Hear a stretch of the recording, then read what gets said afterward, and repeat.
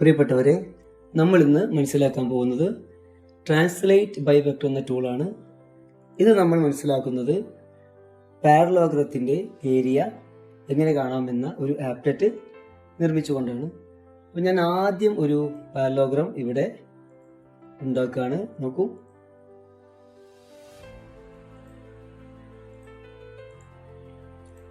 കളറൊക്കെ വേണമെങ്കിൽ നമുക്ക് മാറ്റാം, അതൊക്കെ നമ്മൾ ഇഷ്ടമാണ്. ഇതിൻ്റെ ലെങ്ത്ത് 1 2 3 4 5 6 ആണ്, ഹൈറ്റ് 3 ആണ്. എന്ത് വേണമെങ്കിൽ നമുക്ക് ഹൈറ്റൊക്കെ ഉണ്ടാക്കാം, അതൊക്കെ നമ്മൾ ഇഷ്ടമാണ്. ശരി, ഇതാണ് നമ്മുടെ പാരലോഗ്രത്തിൻ്റെ ഷേപ്പ്. ഇനി ഇതിൻ്റെ ഏരിയ കാണാൻ വേണ്ടി നമ്മൾ ചെയ്യുന്നത്, ഇവിടുന്ന് നേരെ ഒരു പെർപെൻഡിക്കുലർ വരയ്ക്കും. ഇപ്പോൾ ട്രയാങ്കിൾ നമുക്ക് ഇവിടെ കിട്ടും. ആ ട്രയാങ്കിൾ നമ്മൾ ഇങ്ങോട്ട് മാറ്റി വെക്കും. അപ്പോൾ നമുക്ക് മൊത്തത്തിൽ ഈ ഭാഗം എടുക്കുമ്പോൾ റെക്റ്റാങ്കിൾ ആയിട്ട് മാറും. അപ്പോൾ റെക്റ്റാങ്കിളിൻ്റെ ഏരിയ ലെങ്ത്തിൻ്റെ എടുത്ത് ഉപയോഗിച്ച് നമ്മൾ പാരലോഗ്രത്തിൻ്റെ ഏരിയ കാണുന്ന രീതിയിലേക്കാണ് പോകുന്നത്. അപ്പോൾ ഞാനിവിടെ ഒരു ഹൈറ്റ് വരയ്ക്കുമ്പോൾ ഹൈറ്റ് ഞാൻ അനിമേഷൻ കൊടുത്തിട്ടാണ് വരയ്ക്കുന്നത്. അതിനുവേണ്ടി ഞാൻ ആദ്യം സ്ലൈഡർ ഉണ്ടാക്കുന്നു, ക്ലിക്ക് ചെയ്യുന്നു. സ്ലൈഡറിൻ്റെ മിനിമം വാല്യൂ എന്നാണ് സ്ലൈഡറിൻ്റെ പേര്. മിനിമം വാല്യൂ 0 കൊടുക്കുന്നു. മാക്സിമം വാല്യൂ ഞാനിവിടെ ഹൈറ്റ് 3 ആണ് ഉണ്ടാക്കിയത്. 3 ആണ് നമ്മുടെ പാരലോഗ്രത്തിൻ്റെ ഹൈറ്റ്. 3 കൊടുത്ത് ഓക്കെ കൊടുക്കുന്നു. ഇനി നമ്മൾ ചെയ്യാൻ പോകുന്നത് ഇവിടെയുള്ള ഈ ടൂൾ നോക്കൂ, സെഗ്മെന്റ് വിത്ത് ഗിവൺ ലെങ്ത്. ഈ ടൂൾ ഞാൻ ക്ലിക്ക് ചെയ്തതിനു ശേഷം ഇവിടെ കാണുന്ന ഈ ഒരു പോയിന്റ് ക്ലിക്ക് ചെയ്യുന്നു. അപ്പോൾ ലെങ്ത് ചോദിക്കുന്നുണ്ട്. എന്ന സ്ലൈഡറിന്റെ വാല്യൂ ആണ് ഞാൻ ലെങ്ത് ആയി കൊടുക്കുന്നത്. ഇവിടെ ഈക്വൽ 1 ആണ്. അപ്പോൾ കൊടുത്താൽ ഓക്കെ ക്ലിക്ക് ചെയ്യുമ്പോൾ നമുക്ക് ഇതിന്റെ ലെങ്ത് ഇപ്പോൾ 1 ആയിട്ടുണ്ട്. ഇനി നമ്മൾ മൂവ് ടൂൾ സെലക്ട് ചെയ്തിട്ട് സ്ലൈഡ് മൂവ് ചെയ്യുമ്പോൾ ഇതിങ്ങനെ മൂവ് ചെയ്യുന്നുണ്ട്. ഇപ്പോൾ 3 ആയി. ഞാൻ ചെയ്യുന്നത് ഈ ഭാഗം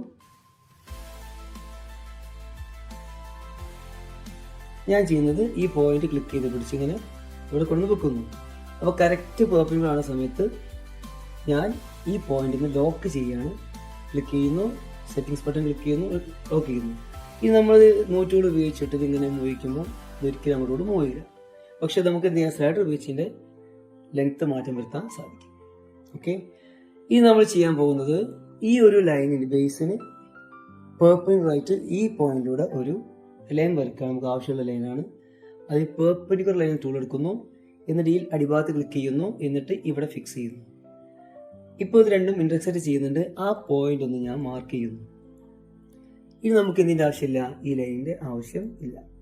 നമ്മളിവിടെ ഒരു ട്രയാങ്കിൾ മേക്ക് ചെയ്യാനാണ് ആക്ച്വലി ഈ ഒരു പോയിന്റ് ഉണ്ടാക്കിയത്. അപ്പോൾ ഞാൻ ഈ ട്രയാങ്കിൾ ഉണ്ടാക്കാൻ പോവുകയാണ്. അതിന് മുന്നേ ഈ പാരലോഗ്രത്തിൻ്റെ ഈ 2 സൈഡും തൽക്കാലം ഞാൻ ഹൈഡ് ചെയ്ത് വെക്കുന്നു. അതായത് അതിൻ്റെ പേര് എയും ഡിയുമാണ്. ഹൈഡ് ചെയ്ത് വെക്കും.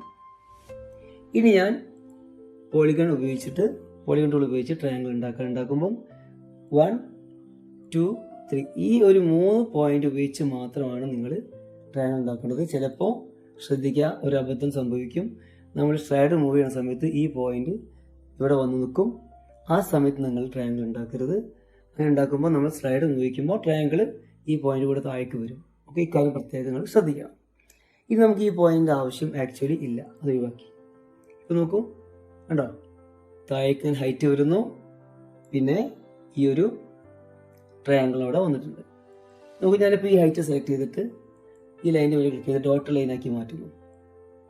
കണ്ടോ, അപ്പോൾ നമ്മൾ ഇവിടെ ഹൈറ്റ് ക്രിയേറ്റ് ചെയ്തു. അപ്പോൾ ട്രയാങ്കിൾ അവിടെ വന്നു. ഇനി നമുക്ക് ഈ ട്രയാങ്കിൾ ഇങ്ങോട്ട് മാറ്റി വെക്കണം.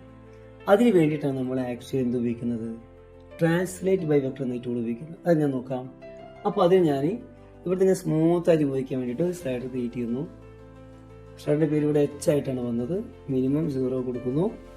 മാക്സിമം നമുക്കറിയാം പാരലോഗ്രത്തിൻ്റെ ലെങ്ത് 6 ആണ്. 6 കൊടുക്കുന്നു, ഇൻക്രിമെന്റ് കൊടുക്കുന്നില്ല. ഓക്കെ ക്ലിക്ക് ചെയ്യുന്നു. ഇനി നമ്മൾ ഈ H എന്ന ഈ ഒരു സ്ലൈഡർ ഉപയോഗിച്ചിട്ട് ഈ ഒരു ട്രയാങ്കിളിനെ ഇങ്ങോട്ട് മാറ്റി വെക്കും.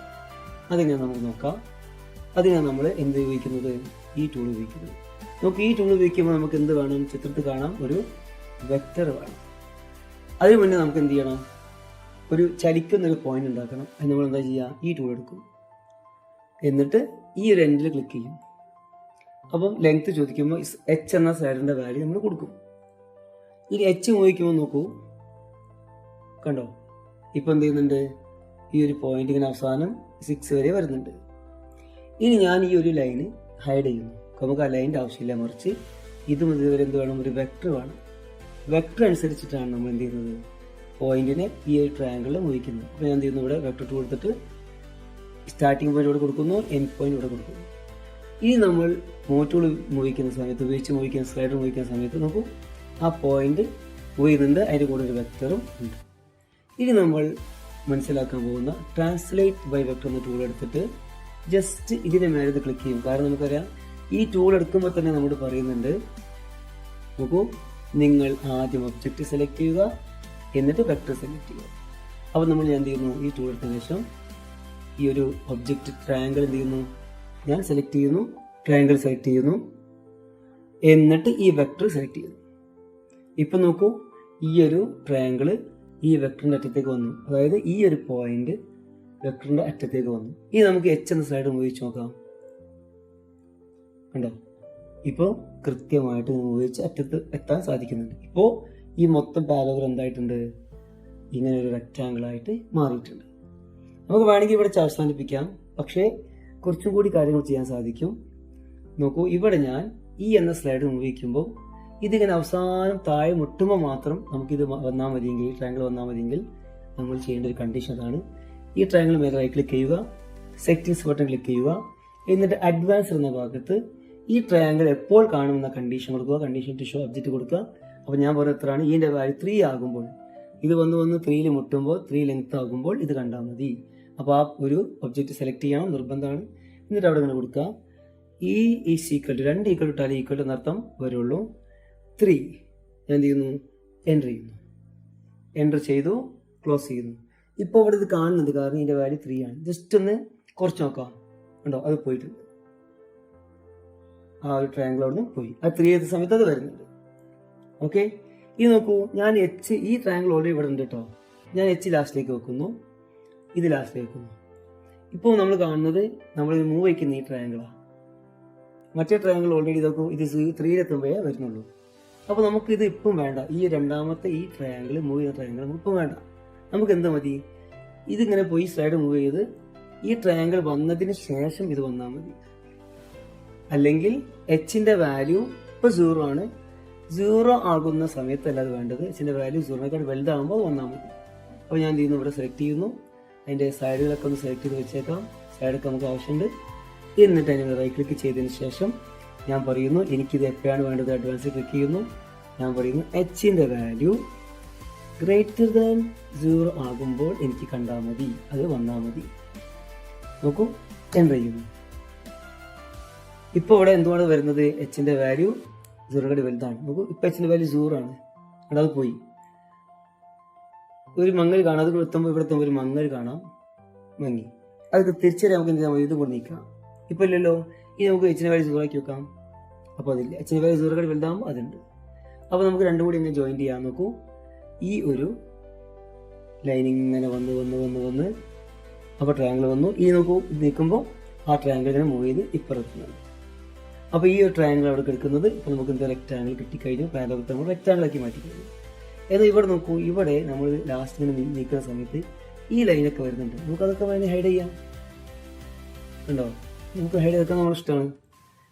ഓക്കെ, കൂടാതെ നമ്മൾ ആദ്യം ഹൈഡ് ചെയ്ത കുറച്ച് കാര്യങ്ങളുണ്ട്, അത് നമുക്ക് എന്ത് ചെയ്യാം, അതും ഒന്ന് ഓണാക്കി വെച്ചേക്കാം.